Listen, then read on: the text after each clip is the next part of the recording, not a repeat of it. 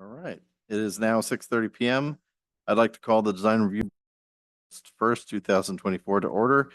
Before I proceed, I would like to take a moment to go over our meeting protocols for today. The South Pasadena Design Review Board will be conducted in person to maximize public safety while still maintaining transparency and public access. Members of the public can observe the meeting via Zoom. Will staff please take roll call? Board Member Martin, Present. Board Member Hill, Here. Board Member Younger, excused absence, Vice Chair Sai, Here. Chair Nichols. Here. You have quorum. All right, next we move on to the approval of the agenda. Board members, do you have any requests for additions or revisions to the agenda? If so, please raise your hand. None. No. Seeing no requests, I would like a vote of the board to proceed with approval of the agenda as submitted. All those in favor say aye. Aye. Aye. Aye. Aye. Next is the disclosure by board members of site visits and ex parte contact for items on today's agenda. Board member Martin, None. board member Hill, None. I'll skip Younger, Vice Chair Tsai, No. and also no for myself. Next is public comment for general items that are not on the agenda. Has staff received any public comment in person or via Zoom? We have not received public comments in chambers. Guests on Zoom, please click the hand icon to make a public comment on items not on the agenda. And we do not have a public comments via Zoom. Right. All right.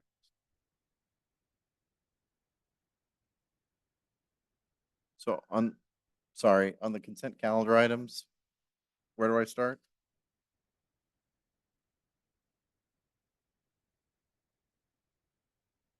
I'm sorry, Chair. Yes, go ahead and read the letters in red. All right, items listed under the consent calendar are considered by the design review board to be routine in nature and will be enacted by one motion unless a public comment has been received or board member requests otherwise, in which case the item will be removed for separate consideration.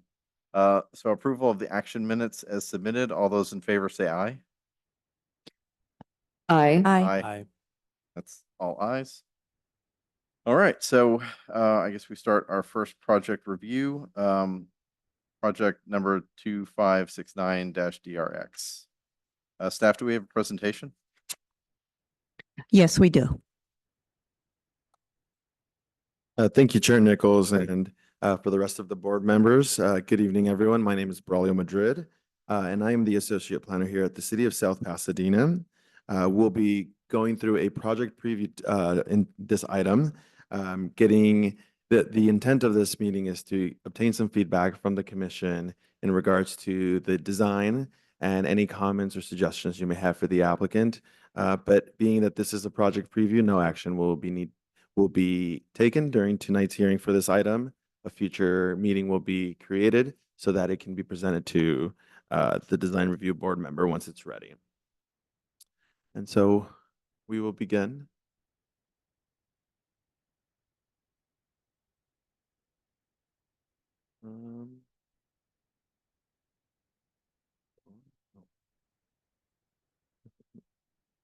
All right, so the property is located in the low density residential, also known as RS zone, and it was developed in 1948 with a 1,180 square foot property that currently is there. The total lot size is 17,388. And there is an existing carport located at the bottom of the hillside of the property, facing Indiana Avenue, but also right at the corner of Indiana Avenue and Indiana Place. Here we have some pictures of the existing property. You can reference the color to the arrows to understand where the picture was taken.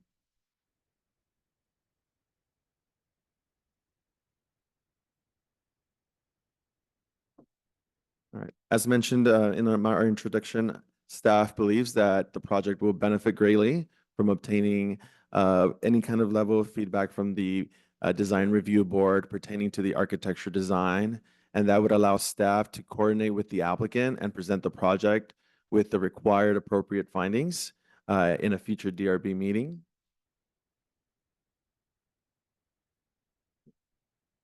So we'll begin with the site plan. The red box indicates the majority of the proposed work, which includes the new garage facing Indiana Place, and the new deck, as well as the new first and second story addition and trellis.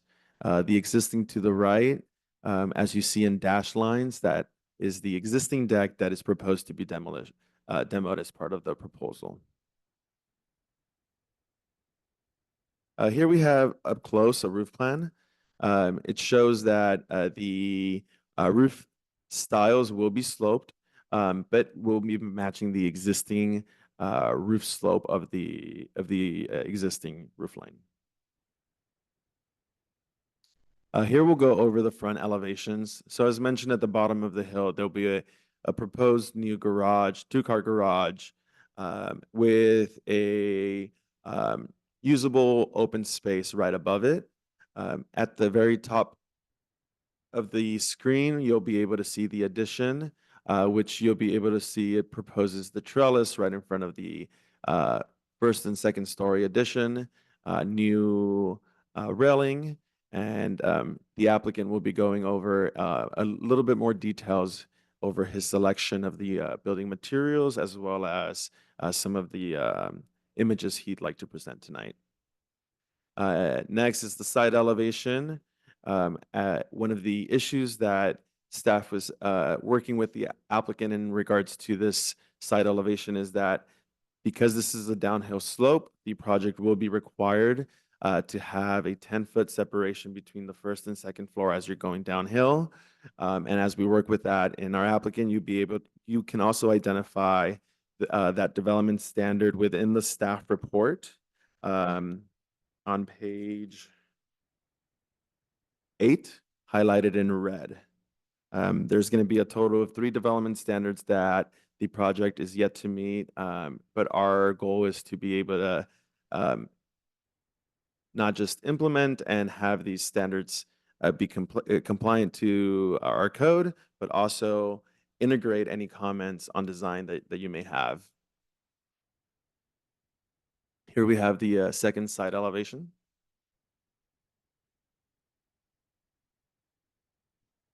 And lastly, this is the rear elevation where the front addition will be the least visible, in this case from the rear.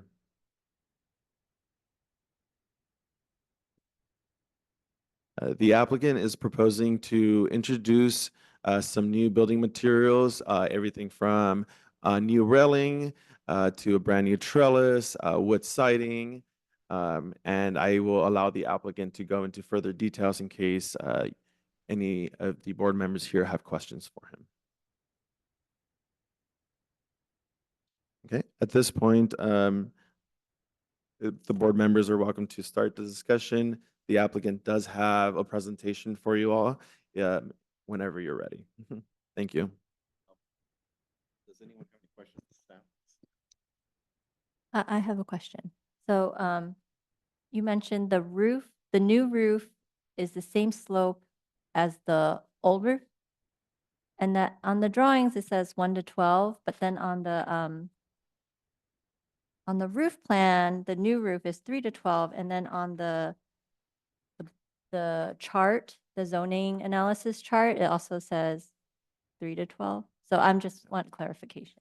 No, that's a very good question. And I have been able to address quite of those errors with the applicant. Okay. Those will be finalized with the final drawings.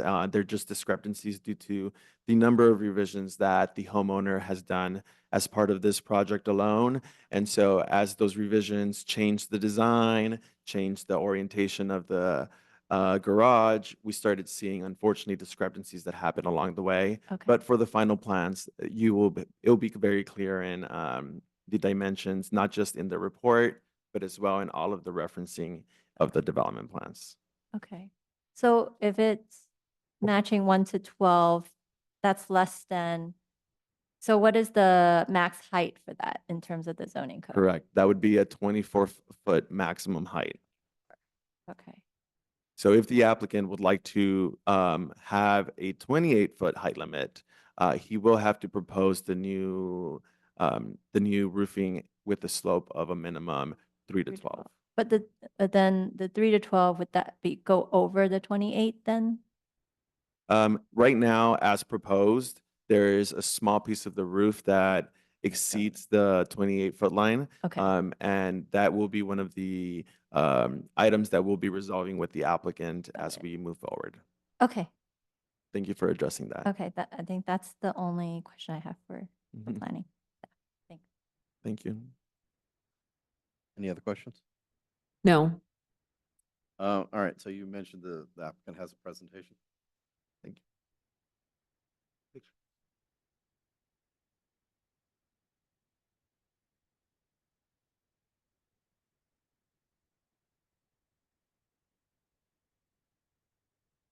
It's been 6 years going 3 different clients. Could you go to keep scrolling through, there's got to be anyway, this just go through them one by one. This is my current client's second version of what they wanted. It's kind of a revision of the originally approved building. So my first client wanted basically a red tower, no deck, no trellis.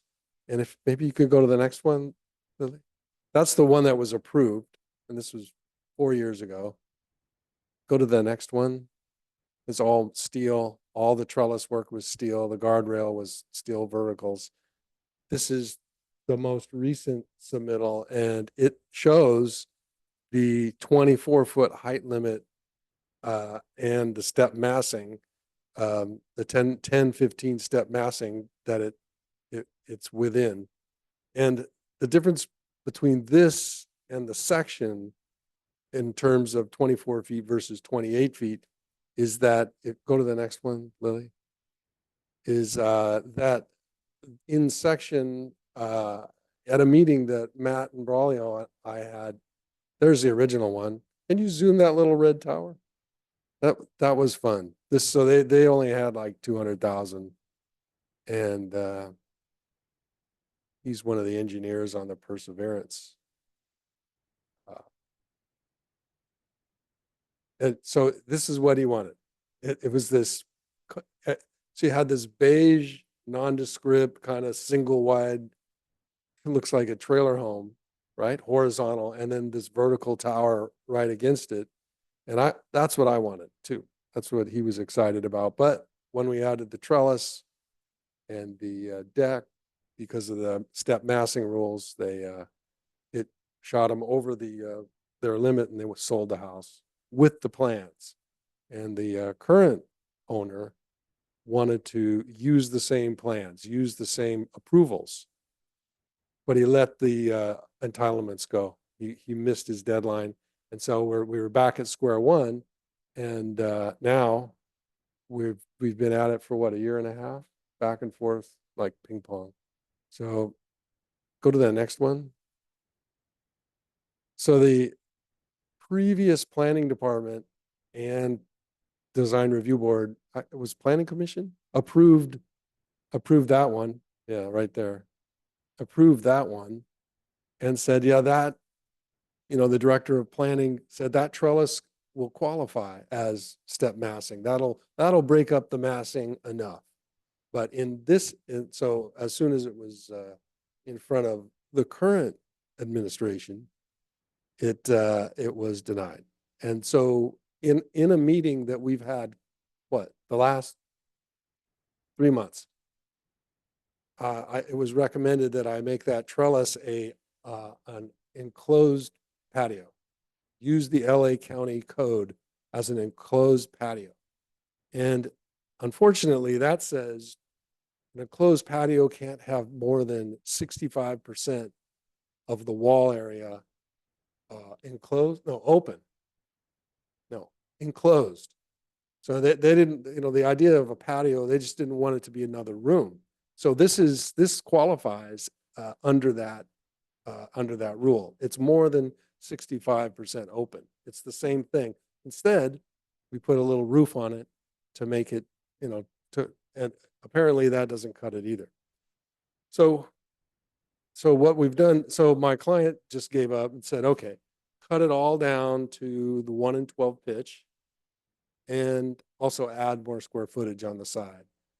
So it's become kind of this mishmash. The 1 in 12 works. The 1 in 12, it's well below the 24-foot height limit.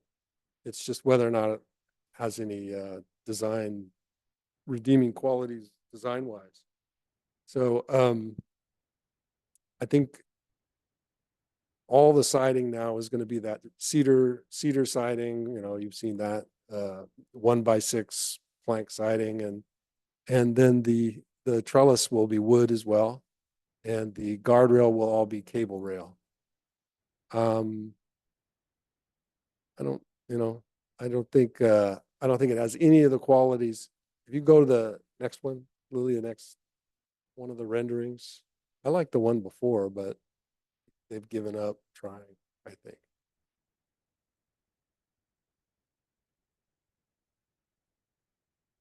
Anyway, so what they're trying to do now is match the existing roof line, bring it well below the 24-foot height limit, and then try and make that the facade, you know, work together in terms of the window types and material, and basically all the same color. I think that's it. Yeah.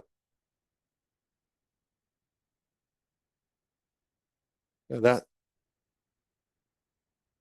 it's a long ways from that. So does anyone have any questions for the applicant? I do. I have a few. Do you mind clarifying? So what is the latest design? Was it that gray image, but you're saying it's different materials? What's the Latest. Yeah, because I'm seeing the renderings and I'm seeing the drawings in the packet. And I just want to kind of make sense of what is being proposed. There's no rendering of the latest. Of the latest, okay. Yeah, if you look at there's an elevation I talked about, step Yeah. missing. That's the latest. So Okay. it's just a very low sloping roof, very low slung, and lots of square footage on the front. Okay, so the renderings were more to show the history Yeah, and how the previous approval and then how that's evolved. And then what we're looking at and what we're commenting on is what was provided, just the drawings and the elevations. Okay, Right. and that's the latest. Okay. That's all. I don't think I gave you a rendering yet. I didn't see it in the packet, and that's fine. I just No, was that's- curious. I I was don't trying to think make there is. sense of what the other renderings were in relationship to the drawings that we're seeing here. I think the elevations that you showed with the red boxes around them, that's the latest. Correct. So the elevations that were shown on the screen and provided to you in your packet are the latest revisions that the applicant has provided. Before providing renderings, he wants to get this feedback. Those renderings that we've seen, they were either from a previous project or the initial submittals, but we haven't had any new renderings with the updated changes to the project. Okay, great. That makes sense. And it sounds like that the challenges right now or the concerns on this proposal, it has to do with the slope of the roof and the height exceeding the height limit. Am I understanding that correctly? And the step up. And the step up. So if we look at page number 8, Yeah. the downhill building wall is the development standard that the applicant Jim Fensky is discussing. So although this interpretation was made in the past, staff is willing to make the same interpretation in honor that the additional trellis could be counted as a step forward. But there's two parts to this development standard. And the main standard that they cannot meet is no single building wall on the downhill side of the house shall exceed 15 feet in height above grade. And so what staff recommended that he try is that he would, instead of placing an open trellis, create an enclosed trellis so that can be considered a wall. And now we no longer have a 15-foot or larger single building wall facing the downhill slope. And if we can go back to my PowerPoint. Can I ask a clarifying question too? So by trellis, do you mean the pergola the awning extension from the, like with the beams that are showing? Is that what's meant by trellis to break up? So it's a horizontal element. It's not a vertical. Is that correct? That we're talking about? But So right now they're not showing it enclosed. on the. There's a drawing- notation that says enclosed patio, and I think it was the intent to follow staff's direction. And unfortunately, as part of the revisions, it was revised to a trellis, open trellis. So going back to the development standard, there's two parts to it. The first one is not exceeding more than 15 foot. Yeah. And then the second part is that additional building height on the downhill side may be allowed in 15-foot increments, where each increment is stepped back from the lower wall with a minimum of 10 feet.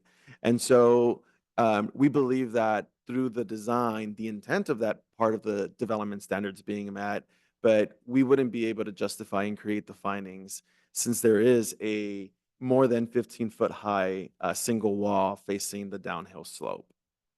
But if the design review board has comments, suggestions, staff is very happy to hear, what creative solutions we can come up with. Okay, understood. Makes sense. Thank you. Thanks for clarifying that. I think I understand better now what's being presented in the proposal and materials too that you mentioned. So I think that's clear. So I don't have any further questions for the applicant. Thanks. Any other? All right,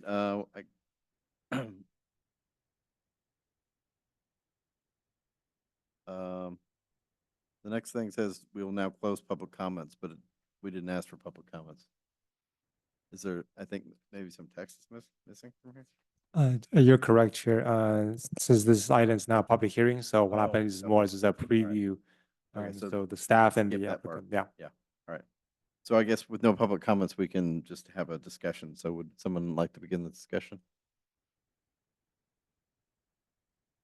I mean, I can kick us off. I would say that I'm actually familiar with the street, and so I know, and this is at the base, I believe, of a hill. So there's other houses above this, and so it's more. I mean, there's a continuous hill, but it's kind of at an intersection, and this is an improvement, I think, from the current existing project. So that's great, and it seems like it fits in with the context, I would say, in terms of giving some feedback. For me, the massing that, introducing a trellis or a trellis system or something to just kind of visually break up the massing seems acceptable to me. I understand that there's zoning requirements to be met, and there's sometimes the interpretation can be difficult. But to me, it seems like that is a viable solution, especially if it means the difference between this getting built and this not getting built. It's an improvement from what's there now.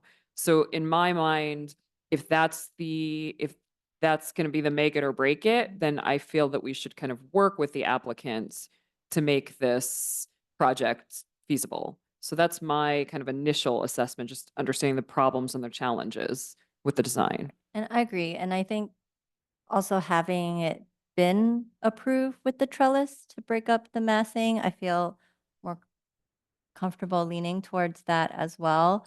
Yeah.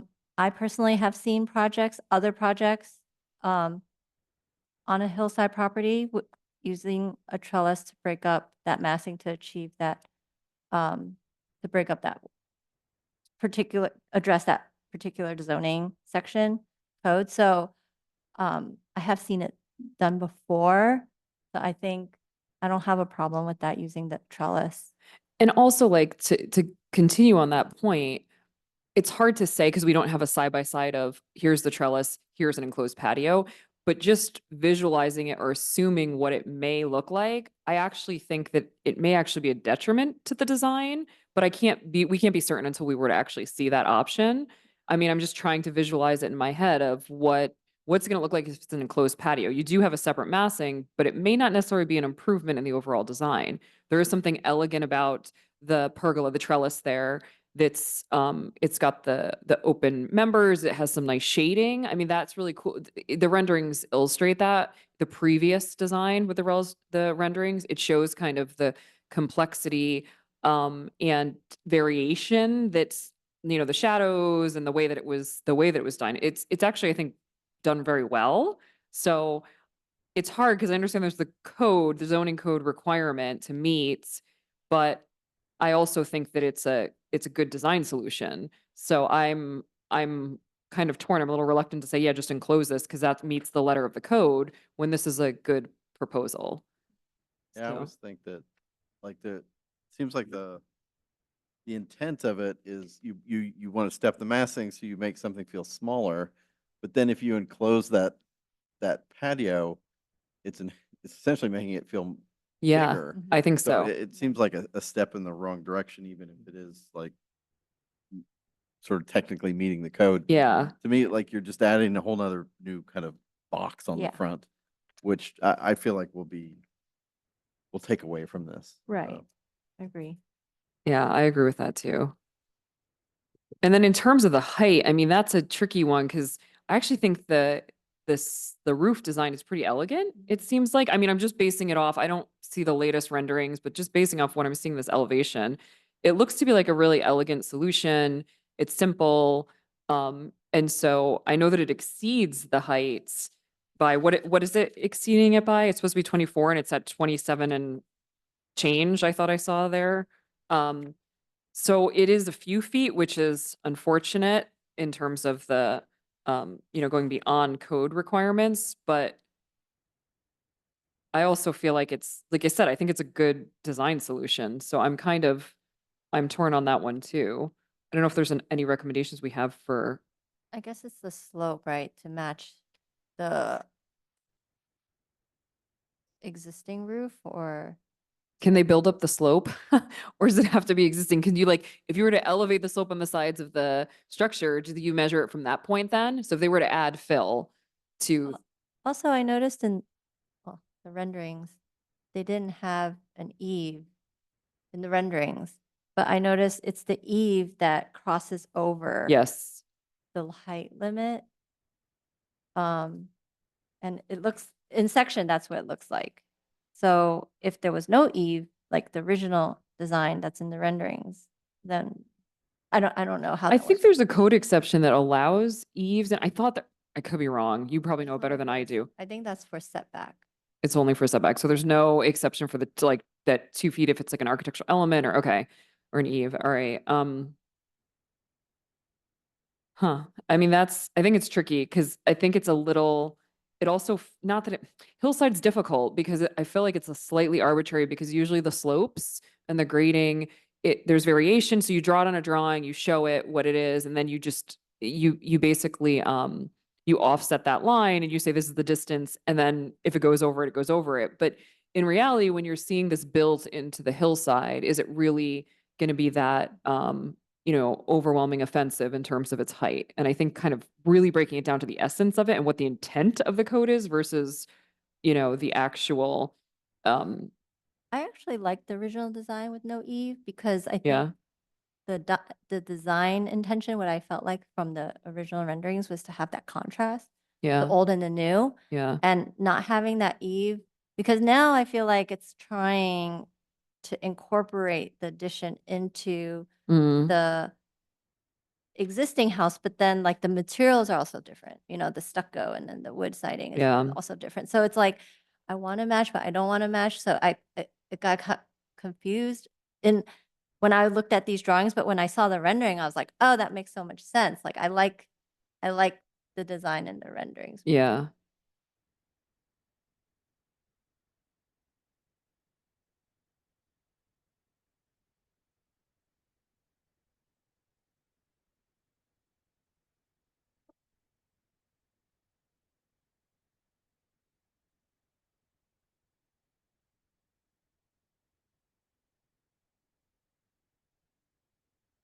I also have to say the garage in replacing that carport is is a bit of an eyesore. It's like right when you come down that hill and you see that, it's very overwhelming, the structure. And so I think that the garage would also be a nice addition. And you kind of got that massing at the lower elevation, and then you move up and you have what I'm going to refer to as the tower, the larger part, and then it kind of steps down again. So I feel like the massing, there's a lot of variation on this project.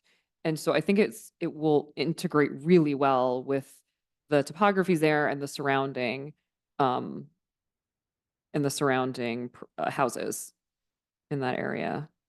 I don't know. It's hard to get too much into the details. I feel like I'm in my mind comparing between the renderings that we're seeing and then what's here, and I'm trying to understand a little bit more of this. I feel like the next step, and obviously it will be, is to do the renderings and provide those and kind of comment on them. So I'm trying to, what do you think we can offer or help so this way that process is I think, faster and I feel like they need to decide, like, yeah. do we want to be different or do we want to, like, Mm. Like, do you want to make it clear that it's a new edition, you mean, versus, yeah, or more integrated where everything kind of blends? right? Because when I looked at these drawings, that's what it felt like. But it was, these are two dimension Yeah. and there's no like color, even though we have the material boards to see. Like I see the new siding is like wood siding versus in the photographs, it's like painted siding. So I could see there's that contrast that they're trying to achieve. But then when I see the roof, I'm like, oh, it's trying to look like what it was before. Yeah. But then the stucco, then I'm like, then I don't like the stucco, right? Yeah. Part if I see with the roof. But then when I saw the rendering with no eave, I was like, oh, I actually do like the stucco contrast with the siding, the painted siding, So I'm like torn too. Like, it seems like it just based on the drawings, it seems like there's a little bit of an identity crisis. Like, are we going to be different or are we going to blend and truly just be the same? And I think it's trying to do a little bit of both. So Right. maybe just trying to do one approach or the other will be a little bit clearer.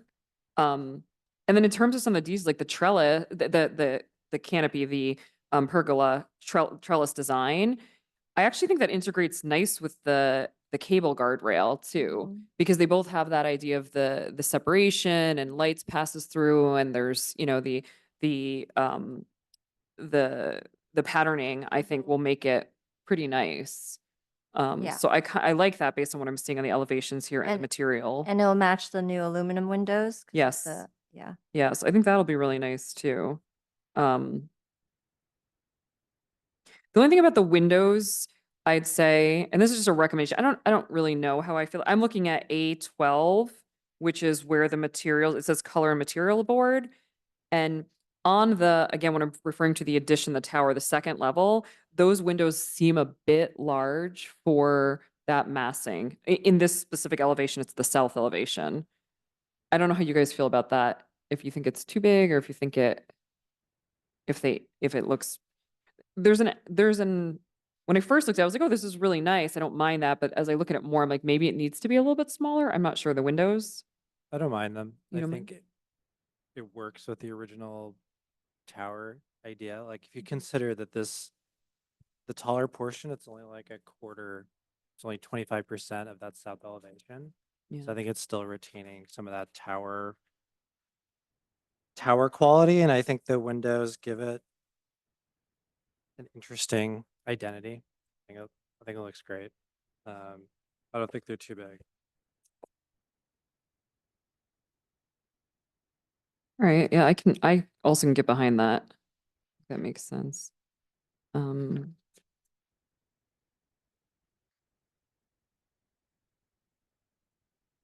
With regards to the trellis setback discussion and the height discussion, I think the height to me is more important to try to make it work within the height.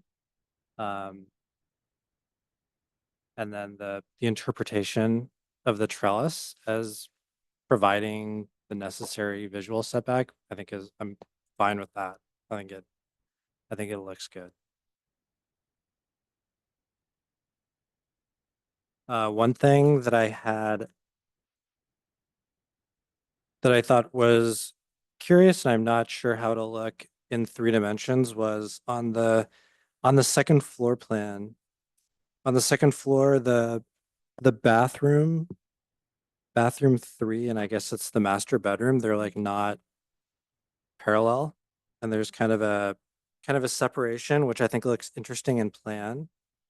But I'm not sure how that'll look in elevation, because in the elevation, there's just a line between the bathroom wall and the bedroom wall, whereas I think there should be more of like a shadow or reveal of those split objects. So I'd be interested to see how this looks three-dimensionally, because I think that's like a pretty nuanced bit of design, and I think it needs to be evaluated three-dimensionally. I would agree, especially since that line on the elevation goes all the way down. Mm-hmm. Yeah. Mhm. Yeah. I don't see like how that articulation or how that material change. I think it might look a little wonky, like if I just use my imagination, but seeing it in 3D, I think would really. And just a comment on the second floor deck. It says elastomeric roof deck. On a previous project, I think we did not like that. So that was something that I just want to point out.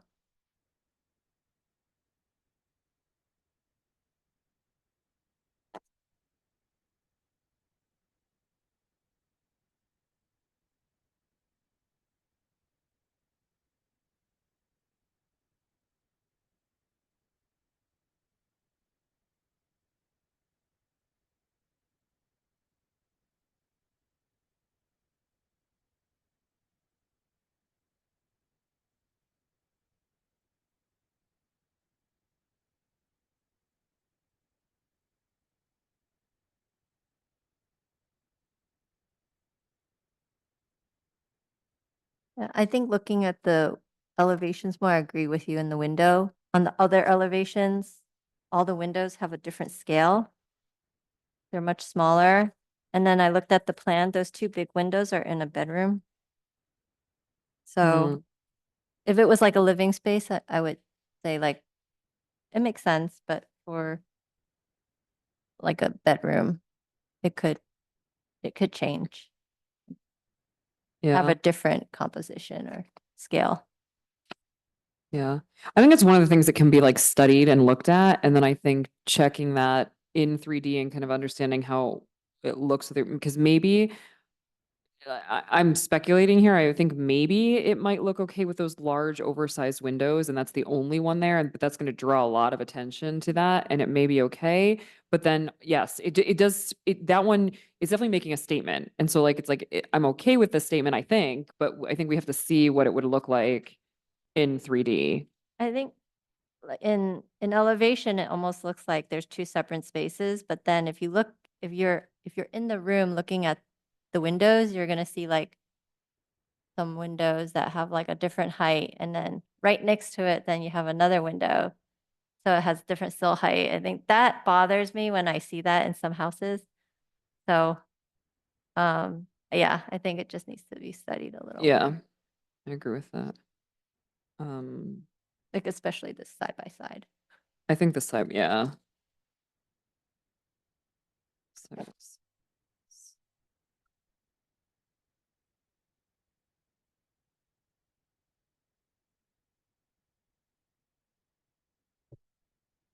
I'll try to close this one out.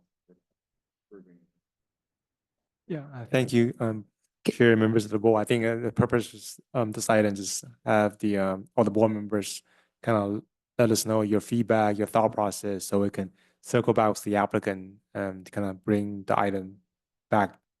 So hopefully the next time when we bring this back to the board, and it'll be kind of a smoother process that hopefully they address all the comments that you raised and hopefully can get it approved next time around. But we really appreciate all the comments you provided.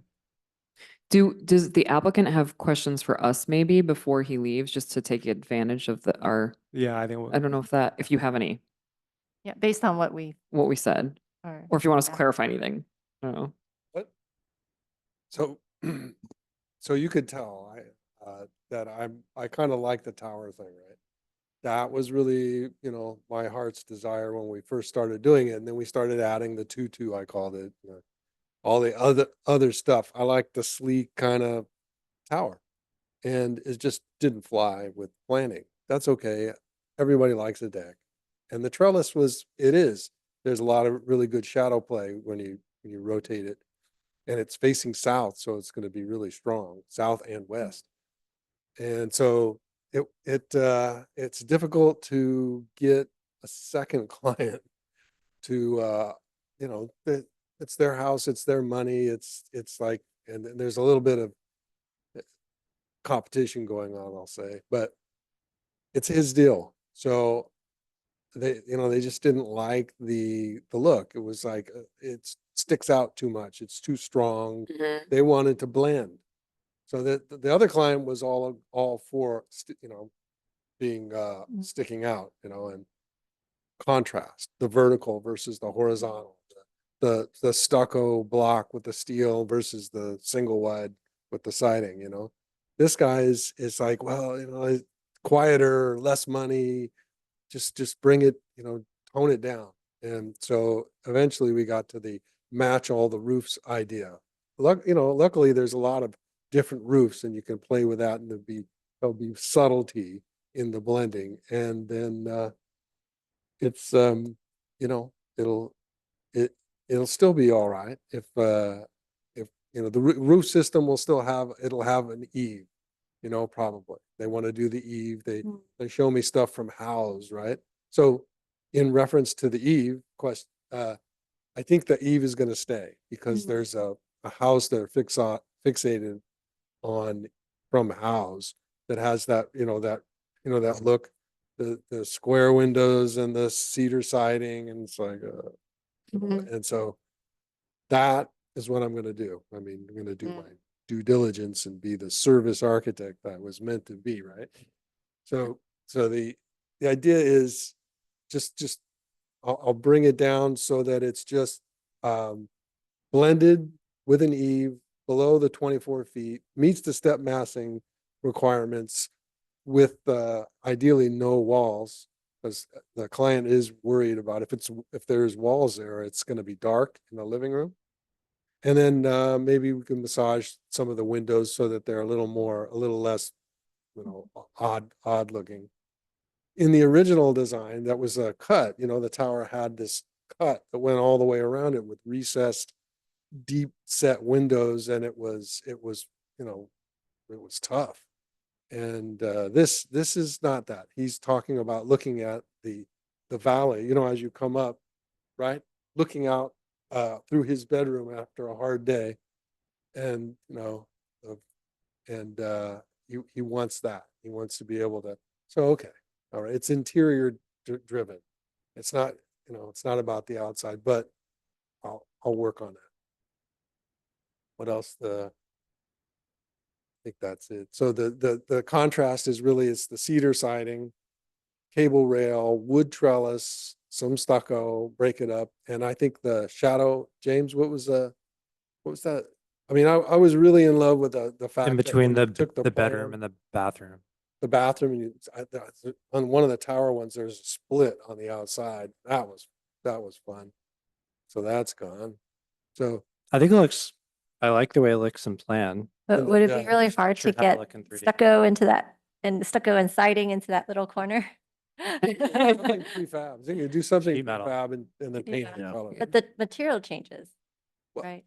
Like, If it's steel troweled and you take some bonderized iron and you shape it, right, you get it broken, right, and then you set it in, and then you can get a sponge in there to bow it. So nobody will know. Get some stucco on there. It'll last long enough for the pictures.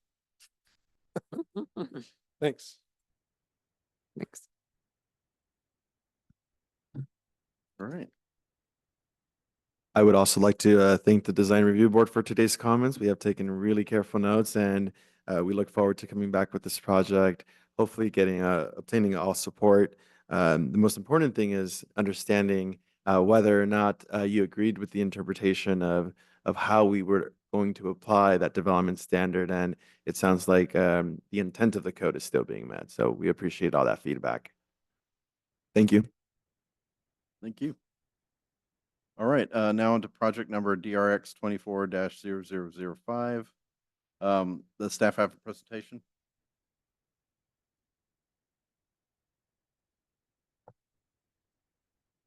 Good evening, board members. I'm Tatiana Marin, and I will be presenting item number 4 on today's agenda, DRX 24-005 located at 1422 Maple Street.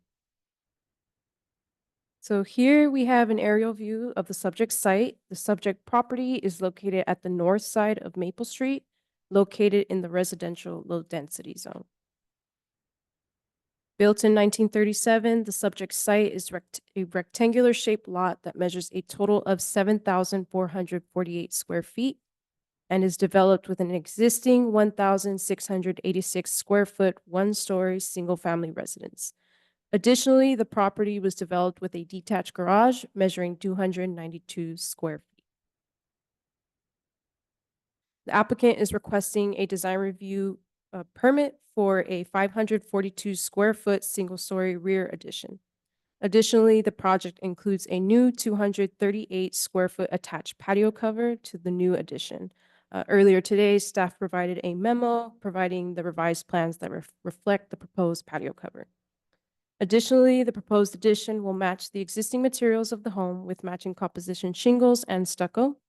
The proposed patio cover will have a rolled composite roof to match the existing color of the roof, which is brown. In addition, all changes are being proposed to the rear of the home and no changes are proposed to the front facade of the existing home. Here we have the existing site plan. And here we have the proposed site plan that includes the proposed rear addition and the proposed patio cover.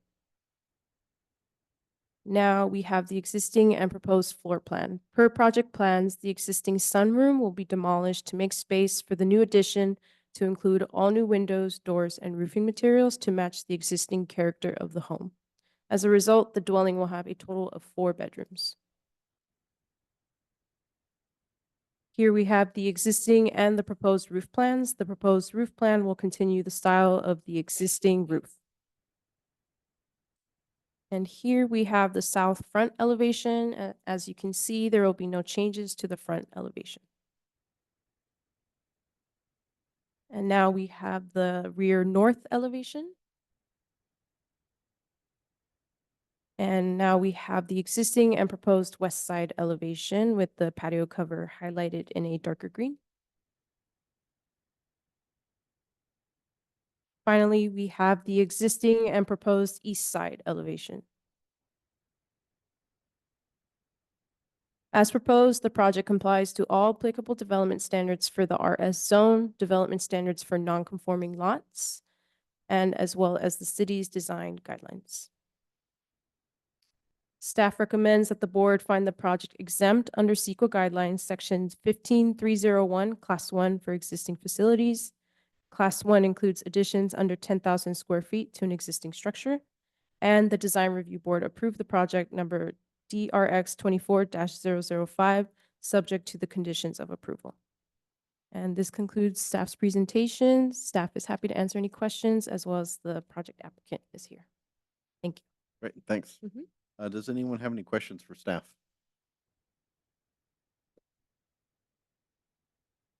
No.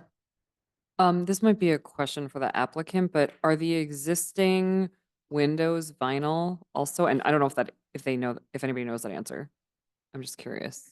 Because I know what's being proposed is the vinyl. That is correct. They're all vinyl, the existing. Okay, great. Thank you. That's my only question. Thank you.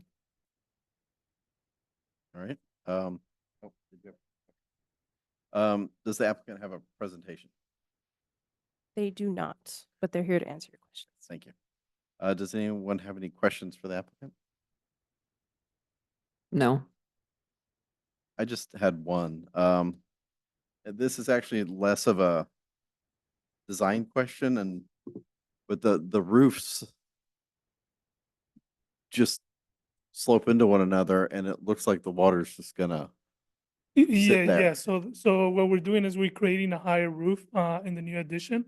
So we're going from an 8-foot roof to a 9-foot roof in the new addition. So what we'll do is we'll create crickets that will get the Okay. water out. Okay, uh, I just to the back and the side. the roof plan doesn't have the crickets indicated. That's why I was just curious. Actually, they'll be below the roof line. So what we do is we run at a 45, we'll run 2x4s and then roof all that. And then Okay, it'll push the water out. okay. Yeah, I was just like I said, it wasn't a signed question, but you just see these two things Yeah. coming together. All All right. right, cool. Thank you. And any other questions for that? I will now open up to public hearing. Staff, are there any public comments for this item? We have not received public comments in chambers. Attendees participating on Zoom, please click the hand icon to make a public comment on item number 4. And we do not have public comments via Zoom. Great, thank you. Does the applicant, oh, I guess you don't need a rebuttal. No comments, sorry. All right, we will now close the public comments and have discussion amongst the board. Would someone like to begin the discussion? I think it's appropriate scale, style, finishes. I think the plan is very much improved. I really like I mean, we're not really commenting on the interior, but looking at the floor plan, I feel like the flow of the house makes so much more sense now, and I think it's a great improvement to the property. Yeah, I'll say that, you know, I mean, for starters, the addition's kind of tucked away in the rear and you can't really see it, but it kind of, it doesn't overwhelm the house. It kind of fits in. You could drive by and think that it was all original and you know, so I don't take any issues with it myself. I agree with that. I think it's well integrated. I think the layout, I was looking at the plans too. I think it's definitely an improvement. I think in terms of the exterior, the massing, it's well integrated. The roof line looks well integrated. The windows, I mean, my only question was about the vinyl, but if there's already existing vinyl windows, I know in the past, we've really kind of shied away from vinyl. I know vinyl is definitely improving in terms of quality, but it's something that's always been, that we recommend, you know, considering other materials, aluminum, or I know if it were historic, it would be probably wood, but we are not recommending that. So that's something to consider. The only other thing that I noticed on A3 was it looked like some of the windows, and I just think this might be a graphic thing, were showing mullions, or not mullions, muntins on them, and I'm not sure if that was intentional or not. It doesn't look like the elevations have that, so I'm going to assume that the elevations are accurate. So that was the only other thing I noticed, but I think it's just a graphic.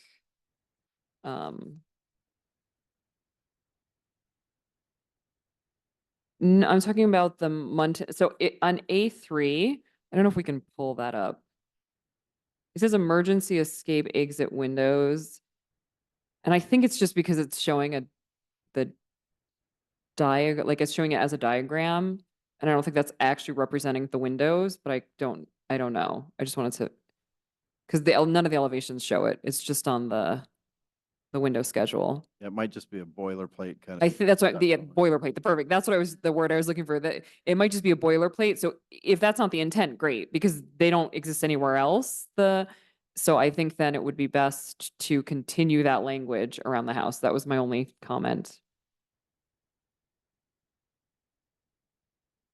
Yeah, it's just like the keynotes. I don't know if you can see here. It's just this here. Yeah, it's for the egress windows. Yeah. It's for the egress windows. For the egress windows, it shows them. I don't know if you're planning on putting them in or not. So that was more the question. If you're planning on doing the you know how they have the muntins in there? The detail, yeah. Okay. Okay, so then that's not what you guys are going to actually build. Okay. Yeah. Windows and the elevations. Are accurate. Okay, perfect.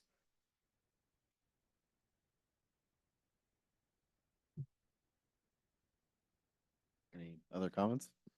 All right. All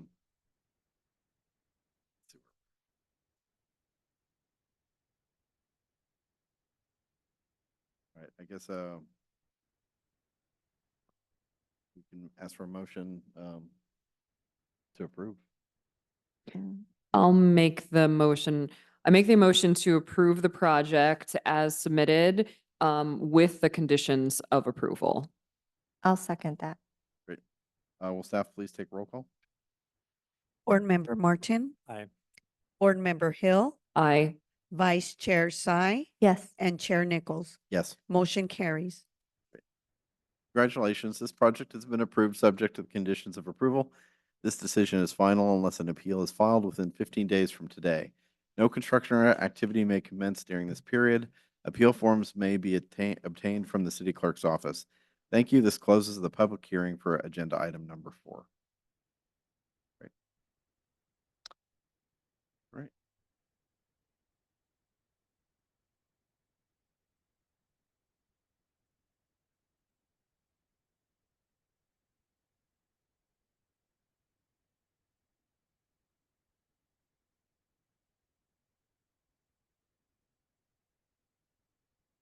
Good evening, Chair, members of the board. Feel comfortable presenting on this one. Sorry. The item before you tonight is item number 5, which is a discussion item to talk about potential zoning code amendment that staff is planning to take on for the next several months. Staff like getting to the background.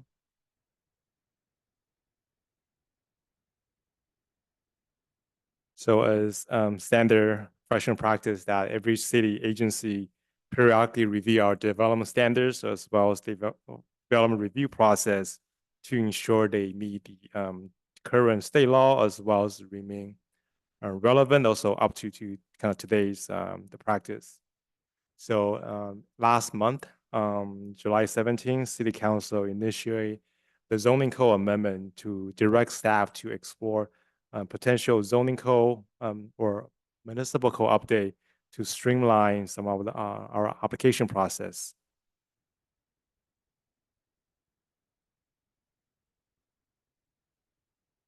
Specifically, staff identify several areas in the code, whether it be a zoning code or municipal code, that could use some update.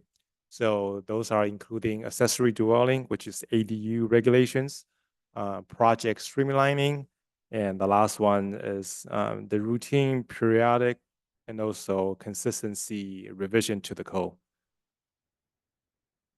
So initially, staff identified several items that could need some improvement, and one of the attachment in the staff report has identified some staff's initial observations. So, for example, what we identify initially, for example, the ADU regulations, and also projects or sign streamlining. So, for example, the project could be the room addition project that we reviewed earlier today, and also could be the chair review that both Chair Nichols and also board member Hill used to review, also Vice Chair Sai used to review. So some of the process could be maybe streamlining, and also some of the amendment process. For example, every time if city staff want to initiate a zoning code amendment, we have to go to the city council first before staff can take on those assignments. So maybe you can simplify that process. And another items could be entitlement expiration day. For example, the item you just approved earlier today, they only have 1 year to submit the plan to the building safety. So we definitely understand for the last several years we have the COVID pandemic, the shortage, whether it be material, labor, also interest rate, the raising cost in construction. So maybe it's time to explore, should we extend the entitlement expiration date to longer period? So there's something that staff is kind of looking for feedback. And the last but not least is the routine update. For example, would it be a definition needs to be updated? Also, kind of being consistent in different sections of the code need to have consistency. So for the next several months, staff will be conducting public outreach, including going to different advisory bodies such as this body, as well as going to Planning Commission, Cultural Heritage Commission, but also conduct public outreach, whether it be contacting local residents, local architects, the contractors, and various community organizations, whether it be WISPOT or Chamber of Commerce, to get kind of feedback, what the thought process, what are some of the items that you want staff to look into, and hopefully we can have a draft amendment in the fall of this year, and hopefully at the end of this year or early 2025, staff can bring the co-amendment to Planning Commission, also City Council for their considerations. So at the end, staff would just asking the board to receive this presentation, also provide feedback. I think I know this is a very beginning of this process. I know sometimes when we think about items, we didn't think about like right at this moment. I think today's only the beginning. I think once all of you get to work on projects or hear from your neighbors, you can always email staff, hey, how about this code section? Can we look into streamlining this code section? But at least for today's purposes, staff just want to get your initial feedback. So I also want to reach out to other commissions, board members, and organizations as well. So thank you for your listening and let us know your thoughts. Thank you. Thanks.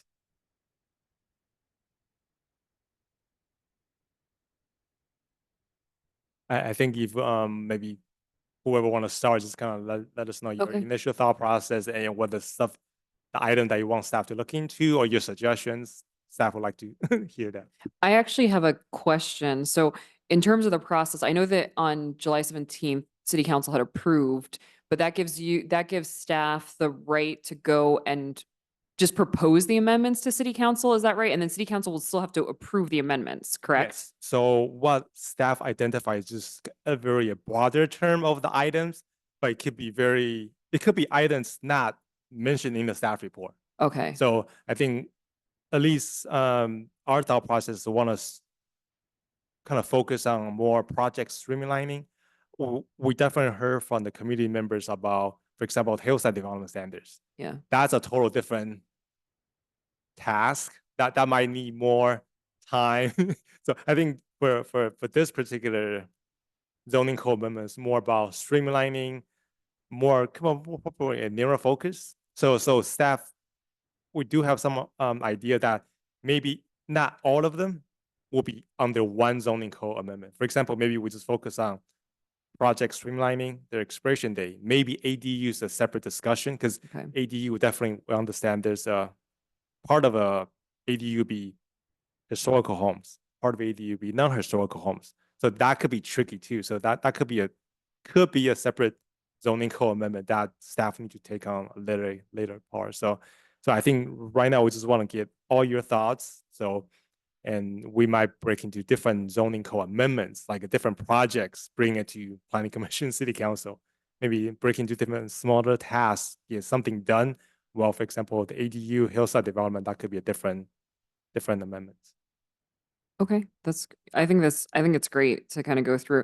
I don't know if you guys have had a similar experience, but I know when I'm going through the zoning code, there are times I find inconsistencies or things that may be a little unclear.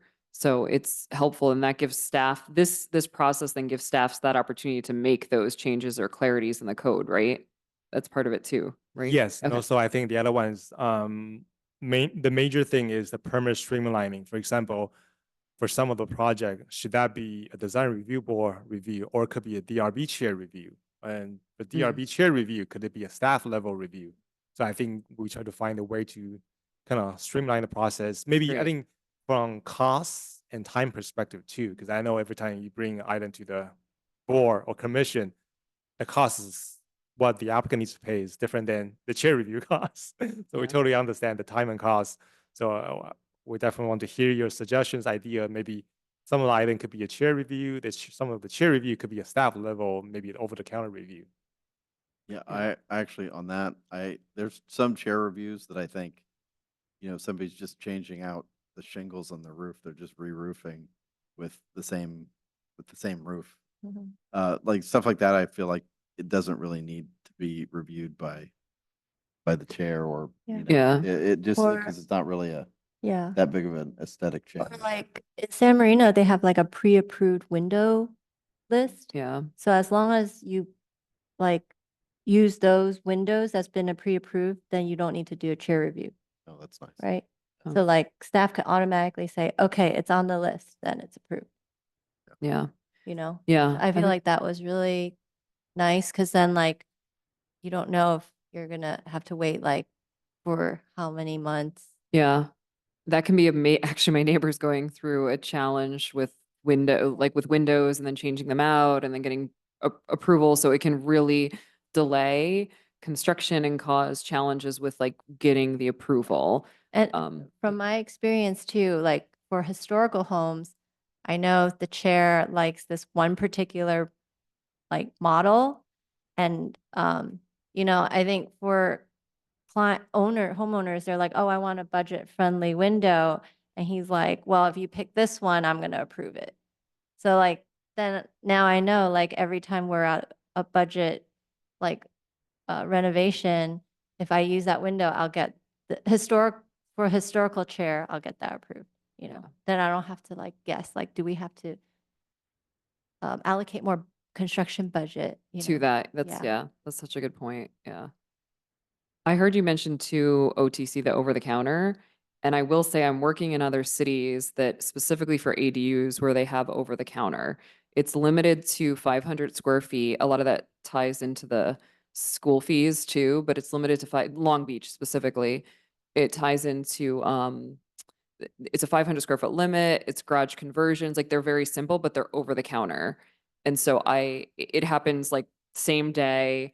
And it's very helpful. So I don't know, and just in terms of the load of ADUs, and I'm not aware of how many applications that the city is receiving, but I think considering something along those lines would be really helpful because it's approves quickly, can be straightforward. Long Beach also for the ADUs has done pre-approved plans. And I think South Pasadena may have considered that in the past. I'm not 100% sure. So that may be another thing to streamline ADUs. Because those are pretty straightforward. And JADUs, the junior ADUs also. I don't know if there's other over-the-counter suggestions that we have in terms of permitting just to make things faster and more efficient. The ADUs are pretty simple, but I don't know about any other reviews that could be. Well, not ADU in particular, but like for like today's item number 4. So I notice it's not visible from the street and the windows are matching existing, like things, if it has like meets certain guidelines, I know it's over the 500 feet, I think, single story. I think that was the square footage. I think that's why it needs to come to us. But like, I guess if we changed that one thing, then it could have been a chair review or staff review or something like that, right? So some of chair the, our staff Chair initial review. process, Yeah, for chair review. example, could we Yeah. move some of the DRB to DRB chair? Right. Yeah. Some of the DRB chair To the staff. to staff. I think I it. don't want to, of course, overburden the chair too. So I think that Yeah. gonna drop down something. I think Right. I think definitely is a good suggestion. I just want to Right. know if there's a number of square Yeah. footage, because I think for today's Yeah. case, the one we just heard, try to remember the numbers. If the room addition is more than 500 square feet or more than 25% of existing home, Mhm. which some of our houses very small, so anything you Right. do more than 25%, that would Right. trigger a DRB. Yeah. And I think the historical home has a different number. I think It's 199 square feet. historically, you're right, 200 or more. So for example, we focus on if it's a single story, if it's a number that the board think is more appropriate, Mhm. make it do a Yeah. peer review. I think Right. I think our thought is just gonna bring this to commission's discussion. I think Yeah. have to let us know. I think maybe when you have time later on, send it, Mhm. let me know your thoughts, like a bullet point. Hey, this should be changed. This should Mhm. be this. I think we definitely like to hear from you. Yeah. I think we've had a few of those where because of the 25% requirement, it triggers it to go in front of us. And we're like, seems like a simple approval. It seems like a bit of an onerous process for the applicant too, and for staff. And, it's not necessarily something that we need to review, but it's just because, historically homes were smaller. Now homes are getting much bigger. And I think because of that, that seems like the 25% seems a bit arbitrary to me, but I don't know. Or you could add like 24% for homes over X amount of square feet. Yeah. So So like, there's a limit. so Yeah. like if a house was less than, I don't know, let's say 1,000 square feet, like there's a lot 800 square foot homes, then like they are exempt from the 25% or Yeah. something like that. Yeah. And I definitely feel like the cultural heritage can increase the square footage. Because 200 square feet, that's like not It's really an not addition. much. No, Yeah. it's not. So I think automatically there's like a lot of projects that have to go in front of CHC, right? Yes. And the other reason staff mentioned the room addition, as some of you may know that our municipal code actually mentioned that if you the property owner want to do room addition and ADU, the ADU cannot be approved until the room addition is approved first. So if the room addition needs to go to DRB or CHC, that ADU has to wait. So, so I think that I know we're definitely in the business of encourage more housing. So if the ADU has to wait for the room addition to go in front of a advisory body, so that might delay the, So the ADU process. it's because we had a code where if there's still floor area on the property and you do the ADU, you would take away the floor area. So can we change the code where no matter what, you could, like, let's say you do the ADU, but you don't take away from the floor area, right? So no matter what, you always have that 800 like bonus, right? And then, so after you do the ADU, you can still come back and do the addition. I was gonna say, I think that might go against state laws. I think- The ADU state laws, I think they require you to approve the ADU, like you can't do it contingent on an addition. I could be wrong. I'm not No, aware. you're still allowed to do it. You're still allowed to do the ADU because you have, let's say. Yeah. You have like, you're allowed to build 2,000, but your Yeah. house is only 1,000, then you're using some of your FAR to do that. You have 1,800 now. Yeah, but they still have to approve the ADU without being contingent on approving by state law, I think they have a limited time and it has to be approved, like, it's Right, on, yeah. but like they are approved, they built the Oh, okay, ADU, okay, they built it, right? yeah. But then in South Pass, it counts towards your floor area. Yes, So now you okay. can only add a 200 addition instead of 1,000. Yeah. Which you could have done if you didn't do the ADU. You want to understand? But is that also legal? Because I thought you can build up to 1,200 square feet that can't count towards your FAR. I think under state law, that's what right? The 1,200 is the limit. I could be right. Again, I don't want to like right, open up a that's can of right, worms. and That's the something other- we can look into. I think the other things were, I know our ADU ordinance was updated in 2021. That's 3 years old now. And also within that 3 years, there's so many changes. yeah. So one of our updates is definitely need to update the ADU regulations. Okay, Like okay, yeah. already mentioned that some of the requirements may not meet today's state law. So Yeah.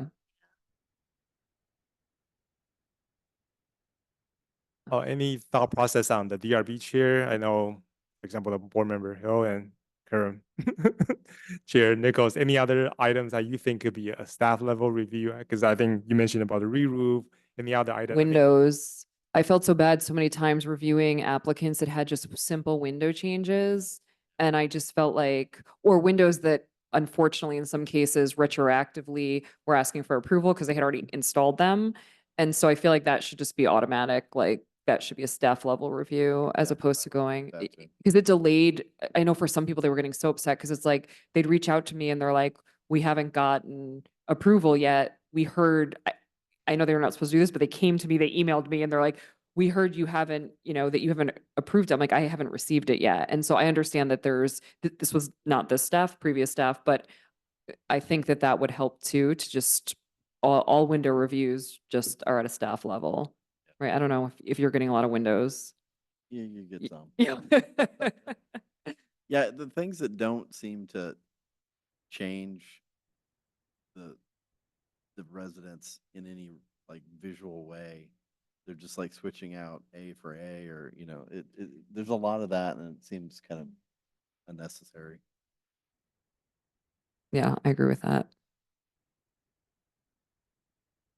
Any thought process on the approval period? And for example, right now, the one we just approved earlier is only good for 1 year. So what that means, they need to submit to building safety within that 1 year window. And of course, once you submit it, they have a different time frame once they submit it. Any thought process on extending the entitlement period for longer? I think it could be different project, could be room Seems like addition, if- single if family, it's bigger projects. Been approved. I mean, if it's approved and it's 1 year and 1 month, is our opinion on what we approved going to change in 13 months? I mean, It's a good I don't point. know why you'd rescind that necessarily. Yeah, Yeah. I'd be curious why it wouldn't be longer. I guess I'm curious what the counter arguments would be like. Why does there need to be, I mean, intuitively I understand why there needs to be a time limit, but in terms of the objectives of the planning department or the objectives of the design review board, I'm not Hmm. sure why there would be a time limit at all. Like, are developers encouraged, like, if there's a 1-year time limit, are developers encouraged to build housing more quickly and to not like trade developments as much? I could see if there was a longer review period, the developers are just like trading entitlements back and forth and nothing ever gets built. Is that the counter argument? Or does a longer period allow these projects to gestate and, interest rates go down and more housing gets built? I guess I'm not really sure what the economic argument is or that the housing argument. And that's definitely a good point that staff can look into. I think staff just want to explore the possibilities and also kind of get people's feedback, because we definitely heard, of course, for the last couple of years, and a lot of applicants requesting for time extension or find a way to extend their projects. I know a lot of project we see is the room addition, new single family house. So we definitely see a lot of time extension or try to re-entitle their room addition new home project. So, but definitely don't want to hear the kind of your feedback, your thought process. But it's only 1 year to submit to building. So really, they can't, they have 1 year to like, they just don't want to spend the money to get the structural drawings and the energy calculations. Is that like, because they can't necessarily start building, right? So I think staff what forgot to mention. I think another thing is what I recall is actually, for example, the DRB approvals for 1 year, but for the Cultural Heritage Commission approval, that's 18 months to pull the building permit. So we have 2 sets of expiration date. Kind of, it might be confusing to the architect. It's like for example, for the one we just have tonight, they have 1 year to submit to building safety. I think once they submit it, have another 18 months. Yeah. So it could be what, 2.5 years. yeah. But for historical home, for a room addition to a historical home, they have 18 months total to pull the building permit. Oh, wow. So they got 2 different See, matrix. That's So you might confusing. confuse a lot of people. It's like, why is it? So I think one of our thought process maybe make it consistent across the board, whether it be historical, non-historical home. Why does there need to be any time limit? We definitely see a advantage if, for example, people asking for variance or for a waiver of the code, that if there's a finding to be made, they maybe need to kind of, if they get the finding, get the approval from the city, they should build out within that time.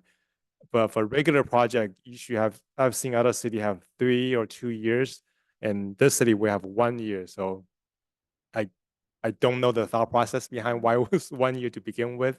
No, I'm just curious why Oh, you would have one at all. I mean, I understand, like, if the zoning code changed such that like a project wouldn't be approved in current conditions, that you would want the project to be reinitiated, but I'm just curious, like, why there needs to be a time limit at all.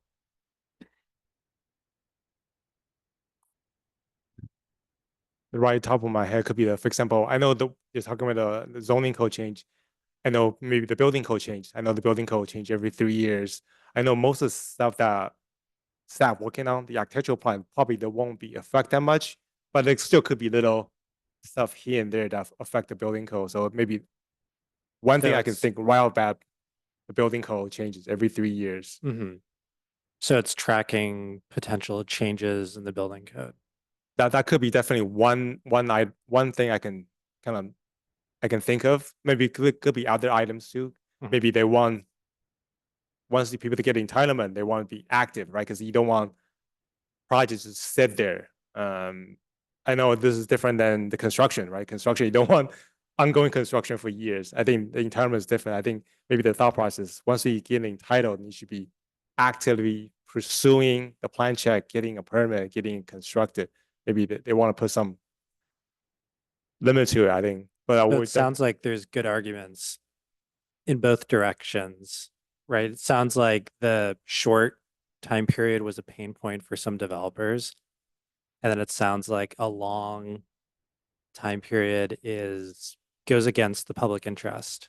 So how do we kind of find a sweet spot between those two? I also have experience in LADBS where, because you have like physical drawings. And we submitted, and then we submitted the RTI, and actually the building department lost the drawings because it took so long for the owner to pay for the permit fees. It took them 6 months to pay for it, and the city could not find our drawings. So like there's like, let's say they submitted something and it got approved, and then the drawings are like waiting in RTI for like 2 years. And then the city has to be in charge of like tracking all these physical drawings. And so if all the developers are like, oh, I'll just wait 2 or 3 years or unlimited, then the building department's like has to hold all these Point. drawings and They track don't have the resources to do Yeah. that too. I mean, they should also be digital at this point. Right. Yeah, but still, but yeah. But I think that was one thing that I could think of off the top of my head. And That's interesting. yeah. I had a similar issue with LADB. The same thing. When you said that, I was like, oh, I forgot about that. But yeah, this was years ago. But I remember we had a similar issue, same Yeah. thing.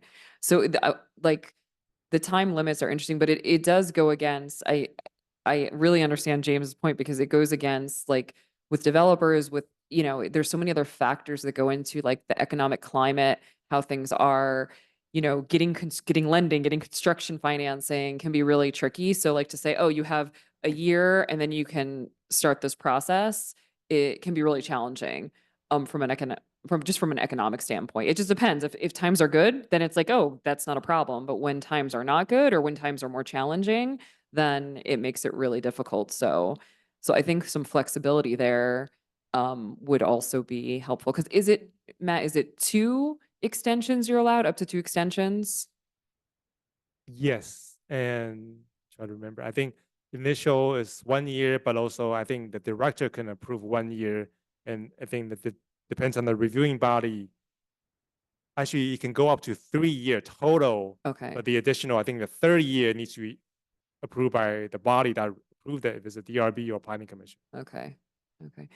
Because the other thing too, when you think about it, when you're submitting, if you're going to make changes, then you're not building I think it's the 20%, right? Then if you're making 20% worth of changes, over 20%, then it's not, you have to re-entitle it. So you can't keep it as it is. So it doesn't really, in that sense, it doesn't really matter, right? Because you'd have to, if you're going to make, a new owner comes in, they're like, okay, we're going to take this entitled project, now we're going to change it. That's what we just saw, right? With this house addition. It's been going on for 4 years, and part of it is they've got to get it reapproved. And because they've got changes over that threshold, I don't know what that threshold is, but over that threshold. And so I feel like then putting a limit on, hey, if this is what the body approved, we said this is okay, and they get 5 years to build it, it's like, hey, we approved that. We think that that's acceptable.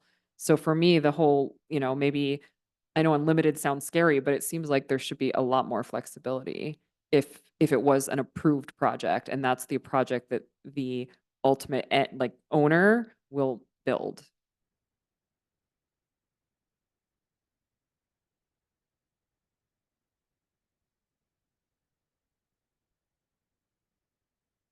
Any other, I think, like as staff mentioned, I think it's only the beginning. I think as all of you thinking about more, would it be your own personal project, your residents or your neighbors, then maybe definitely email us, email me, so we can kind of start tracking all the comments we receive, and also definitely go out to different organizations, local architects and local contractors, get their feedbacks. We definitely want to hear all of you then.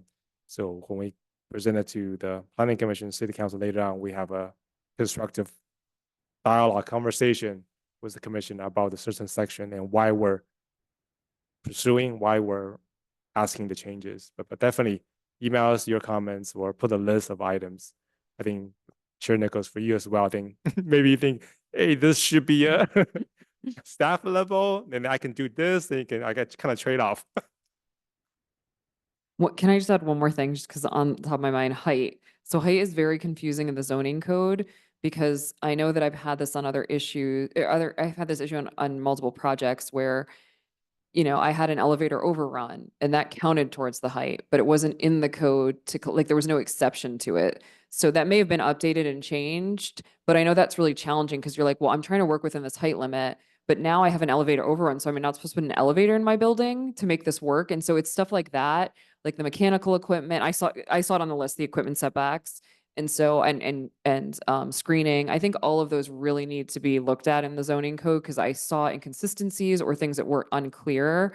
And then we're trying to design within this envelope because we're being told, oh, you can only do like, I think it was like I'm probably going to misquote this, but I think it's a 2 foot for like an architectural element, but not for like something like equipment. And I was like, this doesn't make sense. So I think stuff like that, I know we've had that before on some of the projects that are doing rooftop decks and their railing extends beyond the height limit, like the And 28 we foot. reviewed one of those. Yeah. And so it's stuff like that. I think clarifying that would be really helpful in the code.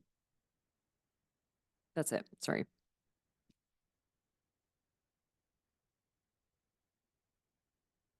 All right. I don't think we have comments from the city council liaison tonight. So we now move on to comments from our design review board members. Are there any comments from the board? Oh, All right. We now move on to comments from our subcommittees. We don't have any subcommittees, so. And so thank you, board members. We are now moving on to comments from staff. Thank you, Chair and members of the board. So one of the main items, of course, the zoning code update. Staff want to bring it to this body since it is part of our ERB work plan. So definitely want to get your thought process. So thank you for your feedback. And I think staff has this one item. I think just kind of give you update on housing element update. So earlier this week, I think it's Monday, our city finally received a housing element certification from HCD.